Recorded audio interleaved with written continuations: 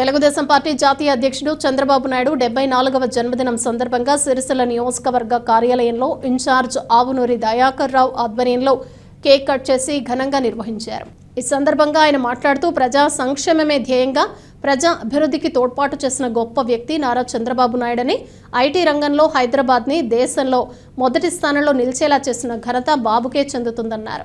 ఈ కార్యక్రమంలో పట్టణ అధ్యక్షుడు తీగల శేఖర్ గౌడ్, కరీంనగర్ పార్లమెంటు ఉపాధ్యక్షులు మచ్చ ఆంజనేయులు, ఎల్లారెడ్డిపేట నాయకులు, కార్యకర్తలు ఉన్నారు.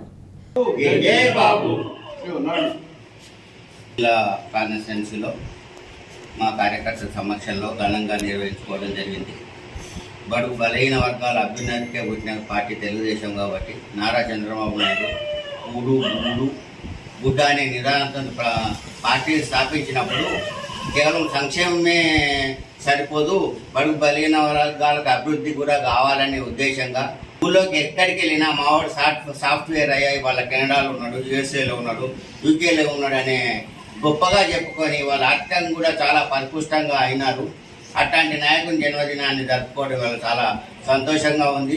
ఈ కార్యక్రమానికి అటెండ్ అయిన మా మిత్రులందరికీ శుభాకాంక్షలు. జై తెలుగుదేశం.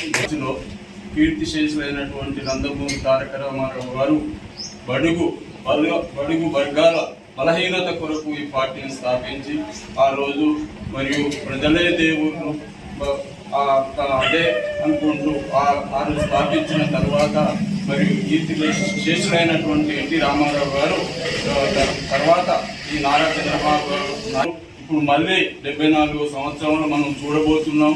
ఆంధ్రప్రదేశ్ ముఖ్యమంత్రిగా మరియు ఈరోజు ఘనంగా మనం ఈడ జన్మదిన శుభాకాంక్షలు 74 సంవత్సరం జరుపుకుంటూ మళ్ళీ మన ఆంధ్రప్రదేశ్ ముఖ్యమంత్రిగా మనం చూడబోతున్నాము. మరి వారికి వారి కుటుంబ సభ్యులకు శుభాకాంక్షలు, జన్మదిన శుభాకాంక్షలు తెలియజేసుకుంటున్నాం. జై తెలుగుదేశం.